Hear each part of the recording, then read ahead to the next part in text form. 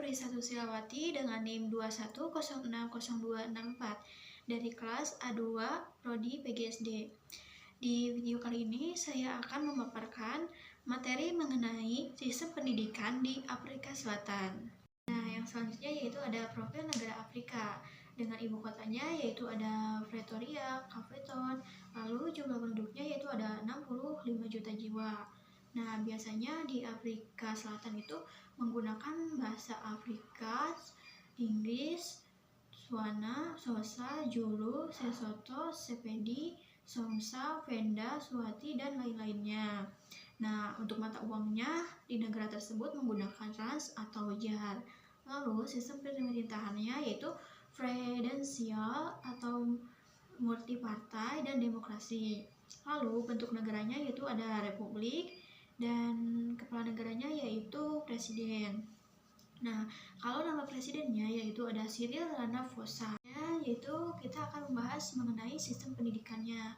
Ada 3 kelompok pendidikan di negara Afrika Selatan. Yang pertama yaitu ada pendidikan dan pelatihan umum. Lalu yang kedua yaitu ada pendidikan dan pelatihan lanjutan. Lalu yang ketiga yaitu ada pendidikan dan pelatihan tinggi.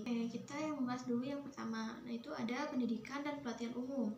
Pendidikan dan pelatihan umum atau pendidikan dasar mencakup tahun pendidikan wajib yaitu kelas 0 sampai dengan kelas 9. Yang pertama yaitu ada prasekolah, yaitu ada pra kelas R. Kelas ini diperuntukkan bagi anak-anak hingga usia 4 tahun.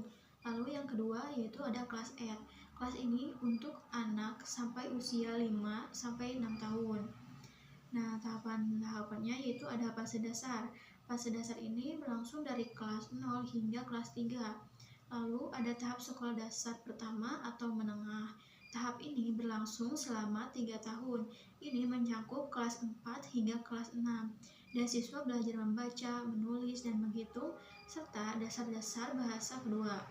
Lalu yaitu ada fase senior.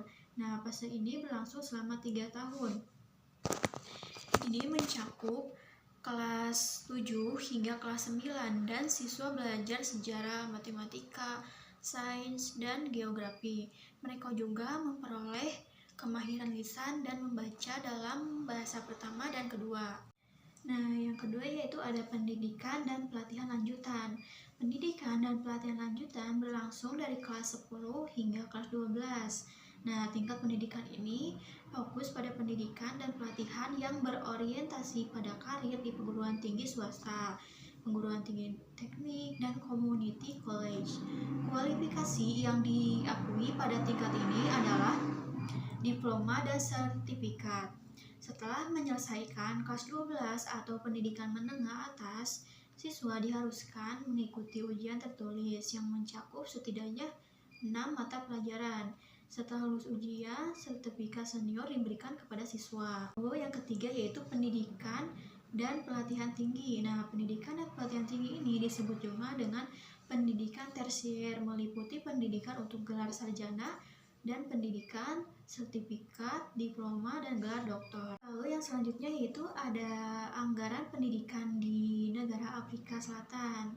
Nah, anggaran yang diberikan untuk pendidikan sekitar 4,4 miliar. Secara umum, gaji guru tingkat dasar di Afrika Selatan biasanya berkisar antara 10.000 hingga 20 rand per bulan, setara dengan 965.200 hingga 1.934 rupiah per bulan.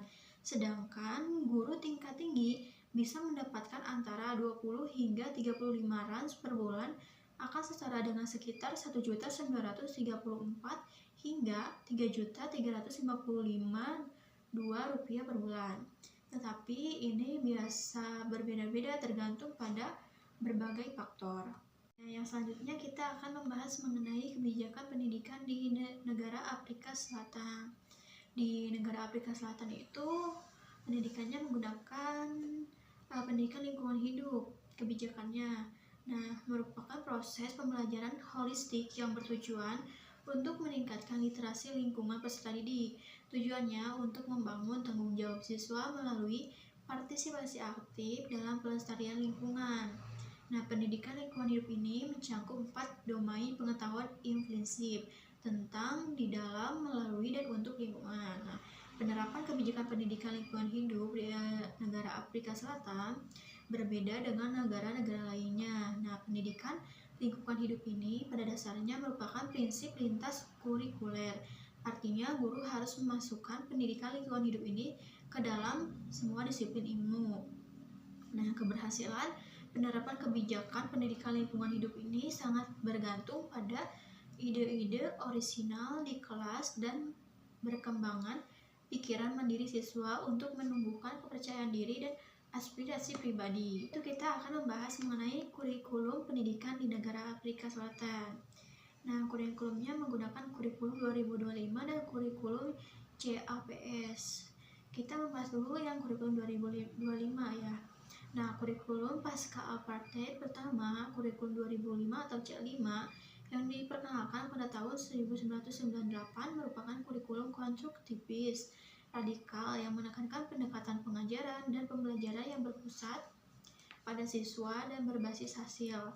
Hal ini menekankan konten pengetahuan yang ditentukan, menyerahkan kepada guru dan peserta didik untuk memilih konten yang sesuai atau metode yang tepat untuk mencapai hasil yang ditentukan. Lalu yang selanjutnya itu pada tahun 2012 kurikulum yang berlaku saat itu yaitu pernyataan kebijakan kurikulum dan penilaian CAPS diterapkan dalam kurikulum ini. Nah, pendidikan berbasis hasil ditinggalkan demi penetapan konten per kelas yang jelas serta persyaratan kecepatan dan urutan kurikulum yang ditentukan. Selanjutnya kita akan membahas mengenai kelebihan dan kelemahan sistem pendidikan di negara Afrika Selatan. Yang pertama yaitu ada kelebihan sistem pendidikan di negara Afrika Selatan. Yang pertama yaitu biaya sangat murah karena subsidi dari pemerintah sangat besar. Lalu lulusannya berkompetensi yang tinggi dan transformasi sosialnya tinggi.